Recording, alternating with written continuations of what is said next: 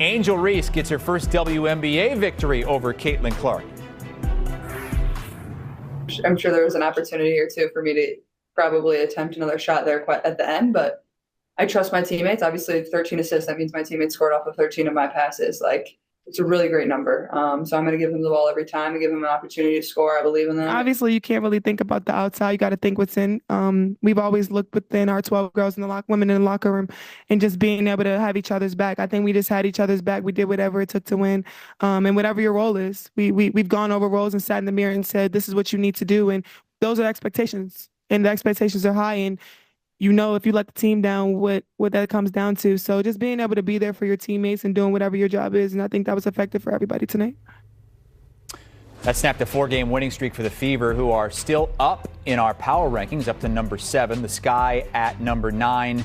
Everybody chasing the New York Liberty the last couple of weeks. They remain number 1. Let's get WNBA analyst Erica Ayala in here. We'll get to Angel Reese in that incredible game in just a second, but let's start with the Fever. They look really close to putting it all together, but every now and then they just seem a little bit off. How close are they in your mind to becoming a pretty good team? Well, I think what I like from Indiana this year is that you've seen that they've made progress. This is a team that was very close, a lot of single-digit losses last year, and the expectation coming in was that they were going to be able to continue to do that. That didn't quite happen, and so now they're regrouping. And I think what we're seeing is that with Nalissa Smith, with Leah Boston, and with Caitlin Clark, that's how they need to run their offense, but specifically through the Rookie of the Year from 2023, Aaliyah Boston, getting her more touches. Now, a lot of people are going to make a lot about that shot that she missed, but she made a three-pointer. This is someone who doesn't shoot three-pointers to keep Indiana in that game. But you have to now think of what they're doing on the defensive side of things as their offense starts to click. That was such a great rookie showcase, the back and forth between Caitlin Clark and Angel Reese, and Reese coming out on top, a career game for her. Where do you see the Rookie of the Year race standing right now? Because there's some hot discussion going on right now between these two. Well, I'll just say, if you head to CBSSports.com and you take a look at our preseason selections, I selected Angel Reese, and I think we're seeing why. She's in a position, she has a coach that I think understands her, that understands how she wants to play basketball, and she is being able to be an impact player in a way that, again, we just talked about Indiana, it just hasn't clicked quite yet for the Fever, and that's going to impact a point guard as opposed to a team that maybe has a little bit of a chip on their shoulder, who a lot of people didn't expect much from. And then you have a post player like Angel Reese, who's going to get fed the ball, as opposed to Caitlin Clark, who's expected to be a facilitator. I do think it's neck and neck as of right now. I think it's going to come down to the wire, and likely has to do with where these teams are in positioning. But at the moment, the Chicago Sky are the team, if the season ended today, that are in the playoffs in that 8th spot. Yeah, jockeying back and forth are those two clubs right now for one of the last playoff spots in the WNBA. Up at the top, you've got the Liberty. They're still number 1 in our power rankings. The Lynx up to number 2. They jump the Connecticut Sun, and the Lynx and the Liberty are going to play tomorrow night in the Commissioner's Cup Championship. How big of a measuring stick is that going to be for the surprising Lynx?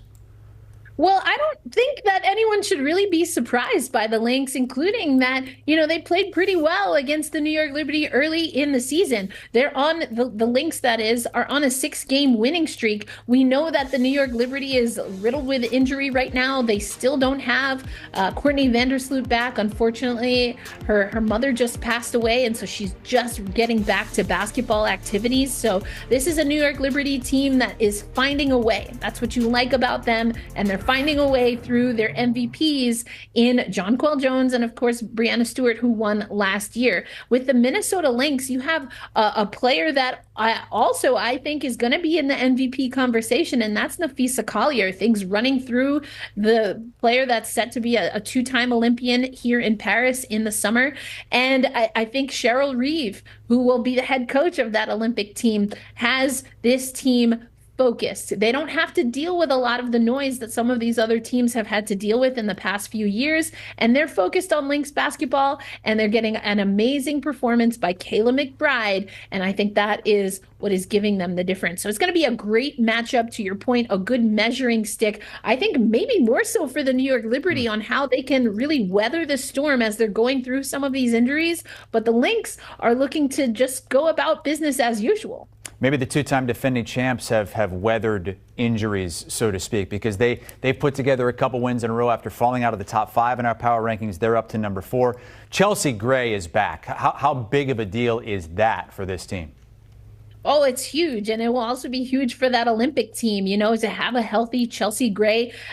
One of the observations that I made when the Olympic roster was released is that Gray was on there. And we know when she's healthy, she is the point guard, especially with Sue Bird retired. And so not knowing whether she was going to be healthy was a big question mark about that Olympic roster. But she said, oh, no, don't worry about me, and has come back and made a huge impact for this Las Vegas Aces team as they try to really collect some wins here, which is much needed. But her leadership, how she's able to facilitate, and how she demands excellence, even on the defensive side of the basketball, by not only what she does, but what she's able to say and motivate and get those performances from her teammates. That's been the ingredient missing, and it's no small ingredient for the Las Vegas Aces. Erica Ayala here talking WNBA Power Rankings, which we do every Monday over at CBSSports.com. The full list right here with the Liberty at number 1, the Lynx up to number 2 with the Sun dropping down to 3, and the Aces,